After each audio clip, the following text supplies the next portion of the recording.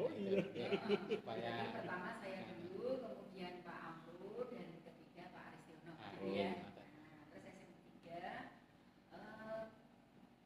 ini ya, membahas mengenai berita acara ujian skripsi hasil yang dipunya ya dari PIS. Baik, sebelum dimulai silakan berdoa dulu agar perjalanan ujian lancar ya.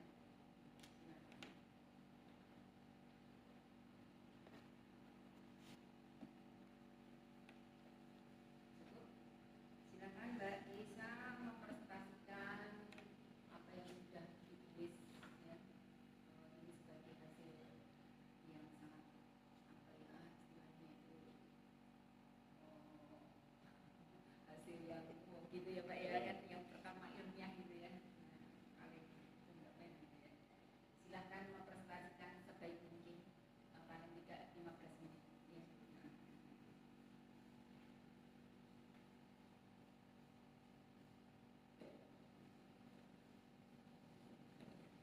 Assalamualaikum warahmatullahi wabarakatuh. Waalaikumsalam warahmatullahi wabarakatuh. Yang terhormat Bapak Aristiono Nugroho, APTH MSI sebagai dosen pembimbing. Yang saya hormati Ibu Dwi Bulan Fitri Anggari, APTH FTJ sebagai ketua penguji. Dan yang saya hormati Bapak M. Nur Amrullah SPD MM sebagai anggota penguji. Pertama-tama saya ucapkan terima kasih kepada Bapak dan Ibu dosen pembimbing dan dosen penguji yang telah berkenan hadir pada sidang skripsi saya hari ini, Jumat, tanggal 5 Juni 2026.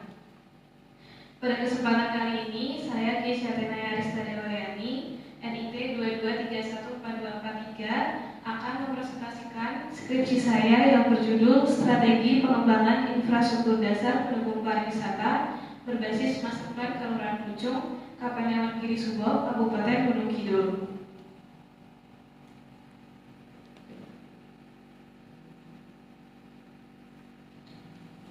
Kelurahan Pucung berusaha membangun desa yang mandara, mandiri, damai, dan sejahtera dengan menyusun Master Plan Kelurahan Pucung. Salah satu cara yang dilakukan oleh Kelurahan Pucung untuk mencapai tujuan tersebut adalah mengembangkan potensi wisata alam yang ada di Kelurahan Pucung. Kelurahan Pucung merupakan wilayah kars yang memiliki potensi wisata alam yang perlu didukung dengan infrastruktur dasar yang memadai. Anggaran pengembangan Kelurahan Pucung terbatas sehingga diperlukan strategi pengembangan infrastruktur dasar pendukung pariwisata yang tepat.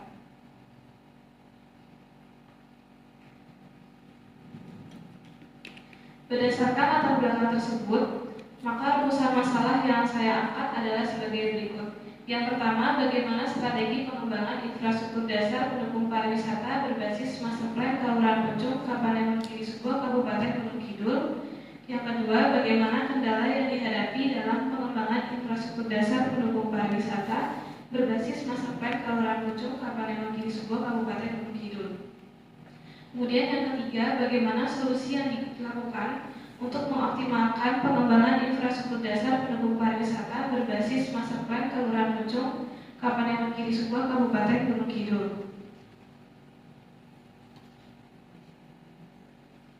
Penelitian ini menggunakan teori perencanaan yang dikemukakan oleh Farudi. Terdapat dua istilah dalam teori ini, yaitu theory of planning dan theory planning. Kemudian penelitian ini juga menggunakan middle theory yang digunakan untuk menjelaskan fenomena penelitian di lapangan dan sebagai jembatan antara grand theory dengan kondisi aktual di lapangan. Adapun middle theory yang digunakan dalam penelitian ini adalah teori implementasi kebijakan dan teori pengembangan pariwisata.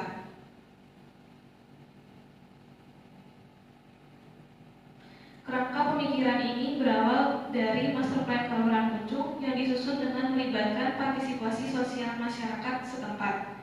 Penelitian ini menggunakan teori of planning untuk mengetahui bagaimana cara untuk menyusun strategi pengembangan infrastruktur dasar pendukung pariwisata di Kelurahan Pucung. Teori perencanaan tersebut didukung dengan teori planning yang diturunkan langsung dari teori pengembangan pariwisata yang dikemukakan oleh Cooper. Kemudian penelitian ini menganalisis kendala implementasi pengembangan infrastruktur dasar pendukung pariwisata yang telah direncanakan dalam master plan menggunakan teori implementasi kebijakan Van Meter dan Van Horn. Analisis kendala yang ditemukan digunakan untuk merumuskan solusi dan strategi untuk mengoptimalkan pengembangan infrastruktur dasar pendukung pariwisata di Kelurahan Pucung. Penelitian ini menggunakan metode kualitatif dengan pendekatan studi kasus dan bersifat deskriptif eksploratif. Lokasi penelitian ini berada di Kelurahan Pucung, Kapanewon Giri Subo, Kabupaten Gunung Kidul. Informan penelitian ini dipilih secara purposive sampling sebanyak 12 orang yang terdiri dari perangkat Kelurahan Pucung dan masyarakat Kelurahan Pucung. Data yang digunakan dalam penelitian ini terdiri dari data primer dan data sekunder.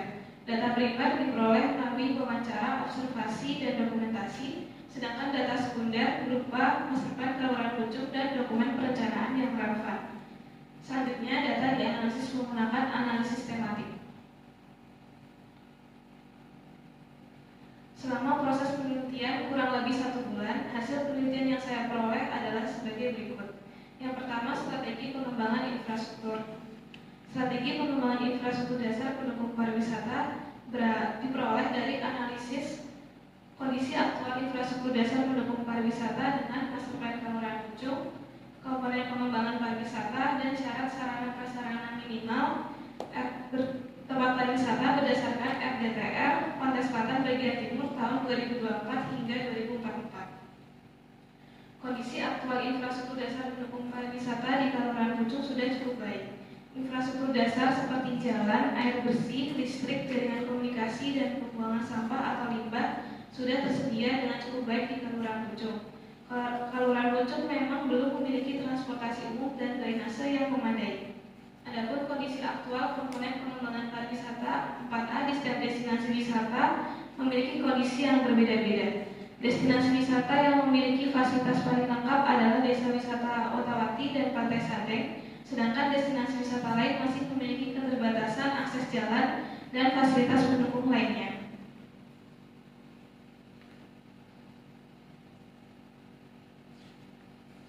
Berdasarkan kondisi aktual destinasi wisata di Kelurahan Pucung, terdapat beberapa tipe destinasi wisata yang divisualisasikan dalam kuadran berikut. Pada kuadran pertama terdapat destinasi wisata prioritas. Destinasi tersebut memiliki infrastruktur dasar pendukung pariwisata yang paling lengkap. Kemudian pada kuadran kedua terdapat destinasi wisata potensial. Destinasi ini belum memiliki infrastruktur dasar pendukung pariwisata yang memadai, tetapi sudah memiliki akses jalan yang cukup baik. Kemudian pada kuadran ketiga terdapat destinasi wisata yang masih dalam kajian dan terbatas untuk umum. Kemudian di kuadran terakhir, kuadran 4, terdapat destinasi wisata yang memiliki kendala lokasi atau izin pariwisata. Untuk mencapai master plan Kelurahan Pucung pada tahun 2027, strategi yang dapat dilakukan adalah sebagai berikut. Yang pertama, fokus pada destinasi wisata di sepanjang jalan kolektor primer Jerukudel Sadeng, seperti Desa Wisata Watawati, Pantai Sadeng, dan Bengawan Solo Purba. Kemudian yang kedua, memperbaiki infrastruktur dasar pendukung pariwisata di destinasi wisata potensial, seperti Pantai Serakung, Telaga Pakai Tugu, dan spot rock fishing tebing Menyer. Kemudian yang ketiga, menata dan mempersiapkan jalur trekking. Kemudian yang terakhir, menunda pembukaan destinasi wisata tertentu seperti Taman Buah Teraju yang perlu diganti dengan lokasi lain atau destinasi wisata lain, dan Pantai Mungak yang menunggu izin pembukaan tempat wisata.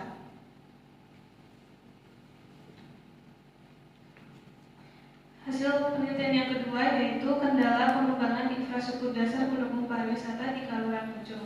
Kendala tersebut diperoleh melalui analisis menggunakan model implementasi kebijakan Van Meter dan Van Horn. Adapun kendala yang pertama yaitu kendala policy resources.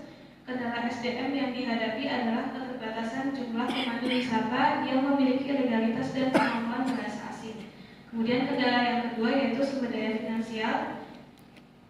Kendala tersebut terjadi karena pembangunan infrastruktur dasar pendukung pariwisata di Kelurahan Pucung biasanya menggunakan sisa dana desa yang sudah dialokasikan untuk keperluan operasional kelurahan.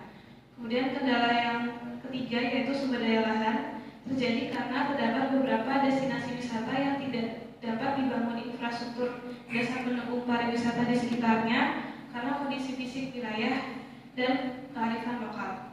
Kemudian kendala yang kedua yaitu kendala economic, social, and political environment. Kendala faktor sosial terkait dengan kesakralan pasarean Jaka Surat yang membatasi pemanfaatan lahan yang ada di sekitarnya. Kemudian faktor politik terkait dengan kewenangan Kelurahan Pucung terhadap pengelolaan Pantai Mungap yang terbatas yang membuat sarana prasarana yang ada di Pantai Mungap terbengkalai. Hasil penelitian yang terakhir yaitu solusi pengembangan infrastruktur dasar pendukung pariwisata di Kelurahan Pucung. Untuk mengatasi keterbatasan sumber daya manusia, solusi yang dapat dilakukan adalah membentuk kelompok pemandu wisata, pelatihan, dan pemberian insentif. Kemudian solusi untuk mengatasi kendala sumber daya finansial yaitu membangun infrastruktur dasar pendukung pariwisata di destinasi prioritas atau potensial dan mencari sumber pendanaan lain melalui retribusi tiket wisata.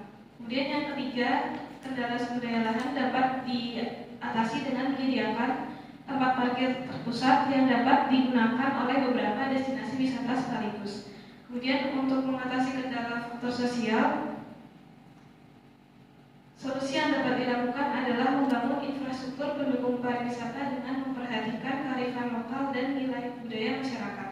Kemudian yang ketiga, yang terakhir untuk mengatasi keterbatasan karena faktor politik, solusi yang dapat dilakukan adalah mematuhi kebijakan yang berlaku dan melakukan koordinasi dengan pihak terkait supaya dapat membuka kemungkinan pembangunan wisata terbatas tanpa mengganggu fungsi konservasi kawasan.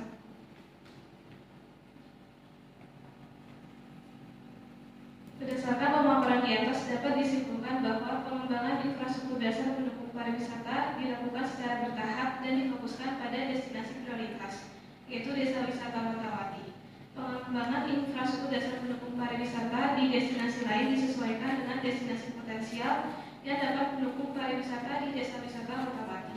Kendala utama yang dihadapi dalam pengembangan infrastruktur dasar pendukung pariwisata di Kelurahan Pucung adalah keterbatasan sumber daya dan lingkungan ekonomi, sosial, dan politik.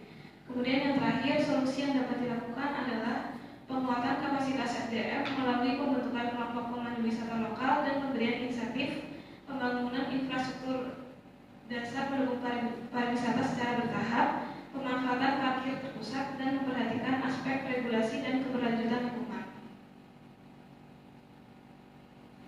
Sekian presentasi skripsi saya mohon arahan dan masukan dari Bapak Ibu dosen untuk perbaikan skripsi saya. Terima kasih.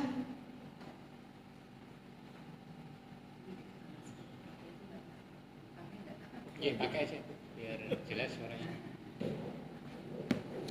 Ya, terima kasih Mbak Keisa.